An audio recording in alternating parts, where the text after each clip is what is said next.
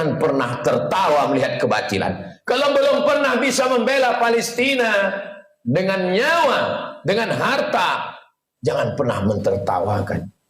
Hari berganti, musim berubah. Hari ini para pejuang, kalau kita tidak bisa menolong dengan tetesan darah dan nyawa, tidak bisa dengan harta, maka dengan doa, panjatkan doa dalam qunut nazilah, mintakan dalam tahajud supaya Allah memberikan pertolongan, karena kita akan diminta tanggung jawab di hadapan Allah Subhanahu wa taala. Man lam yatam bi amril muslimin, siapa yang tak peduli kepada kondisi saudaranya, falaisa minhum, maka tidak diakui imannya kepada Allah Subhanahu wa taala. La yu'minu ahadukum, tidak sempurna iman kamu, hatta yuhibba li akhi, sampai engkau sayang kepada saudaramu, ma yuhibbu li nafsih, seperti kau sayang pada dirimu sendiri.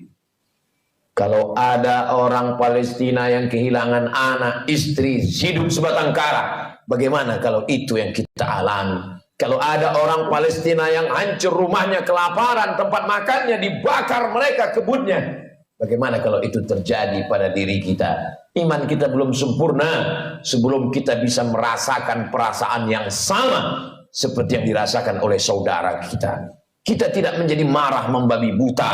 Kita tidak menjadi orang yang amat sangat keras kepada sesama. Tapi justru kita menjaga persatuan, kesatuan, mendoakan, mensupport, menjadi orang yang lebih baik di hadapan Allah Subhanahu wa taala, melihat apa yang dialami oleh saudara-saudara kita. Mereka menangis bukan karena takut kepada Israel. Seorang ibu dikabarkan anaknya meninggal dunia. Lalu beberapa tentara mujahid fisabilillah menyampaikan, anak ibu meninggal dunia, gugur sebagai syahid karena dibunuh tentara Israel. Air matanya menetes, wajahnya haru. Lalu kemudian orang ramai datang memberikan takziah, menyabarkannya. Sabar ibu, anak ibu sudah syahid, jangan menangis. Lalu tak lama dia menjawab, aku menangis bukan karena sedih anakku mati.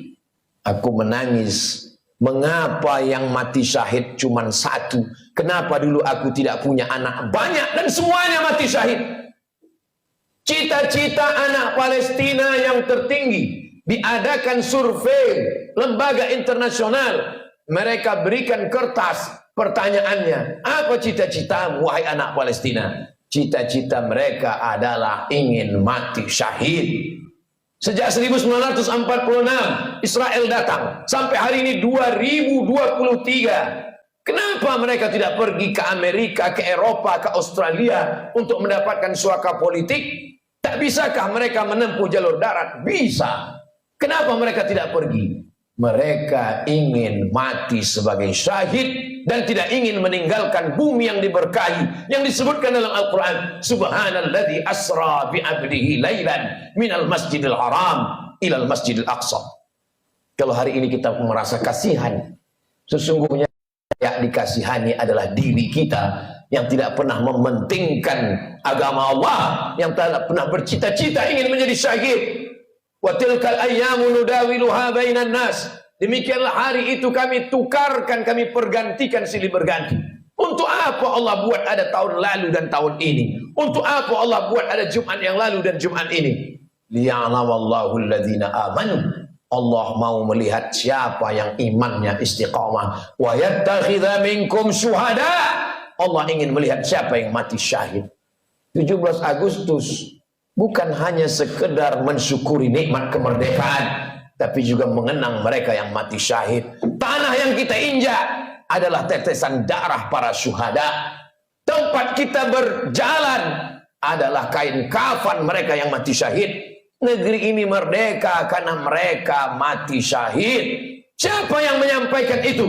Yang menyampaikan itu adalah para alim dan ulama. Kalau kita hari ini kasihan, sesungguhnya sisakanlah rasa kasihan pada diri kita sendiri yang belum tentu diterima Allah. Kita semua akan diminta tanggung jawab nanti di hadapan Allah Subhanahu wa taala.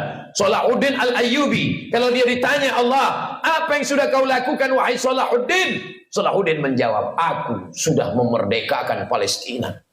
Ditakdirkan Allah kita hidup tahun 2023. Zaman dulu kalau terjadi pembunuhan orang di Nusantara, nenek moyang kita tak tahu apa yang terjadi di Palestina. Beritanya lambat. Hari ini, pembunuhan di detik ini, videonya langsung di-share dan kita bisa melihatnya.